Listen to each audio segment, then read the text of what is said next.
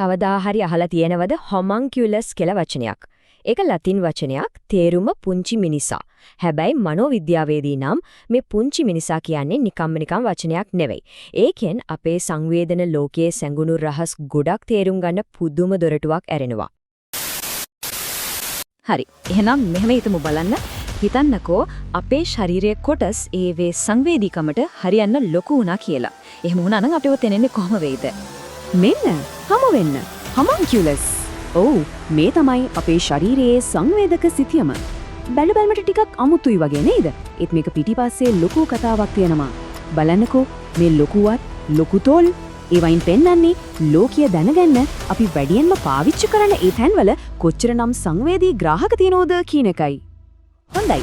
ඉතින් අපි මේ කතාවේදී මුලින්ම බලමු මේ ඇතුලේ ඉන්න පුංචි මිනිසා ගැන. ඊට පස්සේ අපේ සංවේදන වැඩ කරන හැටි විකේතනය කරමු. ඊළඟට මේ සංවේදන එකිනෙකට පැටලෙන පුදුම අවස්ථාව ගැනත් හොයලා බලලා අන්තිමට ඇහැට පේන දේට වඩා එහා තියෙන දේවල් ගැනත් කතා කරමු. හරි. එහෙනම් මුලින්ම අපි මේ ඇතුලේ ඉන්න පුංචි මිනිසා ගැන තව ටිකක් ගැඹුරට යමු. හොඳයි.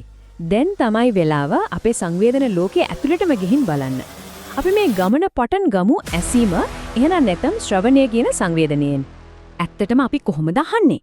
ඒක හරිම පුදුම දාම ප්‍රතික්‍රියාවක්. මෙහෙමයි වෙන්නේ. මුලින්ම අපේ එළියේ කන ශබ්ද තරංග ටික එකතු කරගන්නවා. ඊට පස්සේ ඒ තරංග ගිහින් කන් අඩියේ වදිනවා. එතකොට අපේ කනේ තියෙන පුංචි ඇස්ති තුනක් කම්පණය වෙන්න පටන් ගන්නවා. හරි. ඒ කම්පණය ඊළඟට යන්නේ ගුළු බෙල්ලෙක්ගේ වගේ හැඩයක් තියෙන කර්ණ ශංඛය කියන තැනට. ඒක ඇතුලේ තියෙන දියරේ සැලවෙනවා. අන්නේ ඒ සැලවීමට තමයි ඒක ඇතුලේ තියෙන දහස් ගාණක් සියුම් කෙස්සයිල නැමින්නේ. අන්තිමටම ඔය නැමීම තමයි මොළයට තේරෙන විදුක් සංඥාවක් බවට පරිවර්තනය වෙන්නේ. පුදුමයි නේද? ඇසීම වගේම තමයි රස දැනෙන එකත් හරිම අපූර්ව දෙයක්. අපේ දිවට පුළුවන් මූලික රස වර්ග 5ක් හඳුනා ගන්න.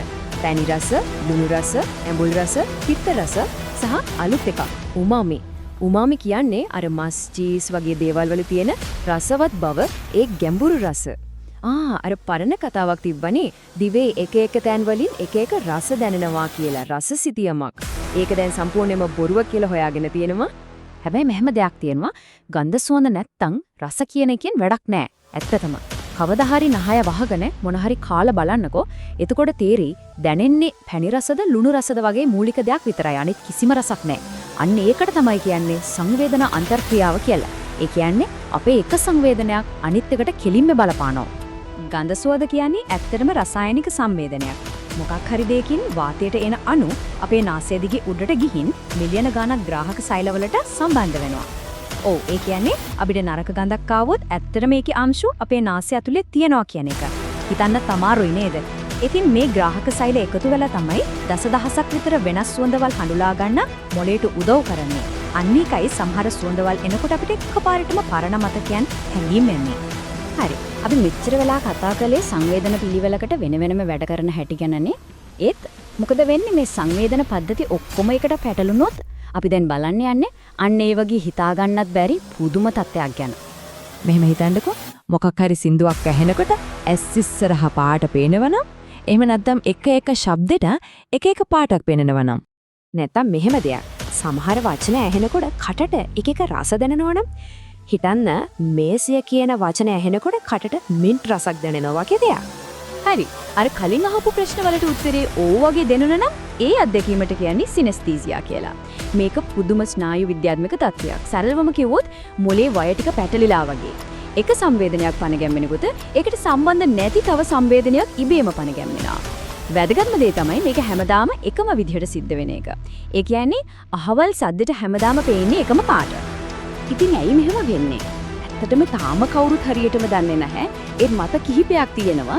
එකක් තමයි මොලේ ස්නායු සම්බන්ධතා ටික කවුල් වෙලා එකිනෙක හරහා යනවා කියන එක. තව මතයක් කියනවා අපි හැමෝම පොඩි කාලේ බබාලා කාලේ සංවේදන මිශ්‍ර වෙලා තමයි ලෝකය දකින්නේ. හැබැයි ලොකු වෙද්දි ඒ සේරම වෙන් වෙනවා කියලා. සමහරුන්ගේ වෙන්වෙම හරියට වෙන්නේ නැහැ. තව අදහසක් තමයි මොලේ රසායනික ද්‍රව්‍ය ටිකක් එහෙම වෙලා වැරදි තැන්වලට යනවා කියන එක. හොඳයි. දැන් අපි අර ප්‍රධාන සංවේදන පහෙන් එහාට යමු. ඇහැට පේන්නේ නැති හැබැයි හරිම වැදගත් අපේ ඇඟ ඇතුලේ තියෙන සැඟවුණු සංවේදන ටිකක් ගැන කතා කරමු.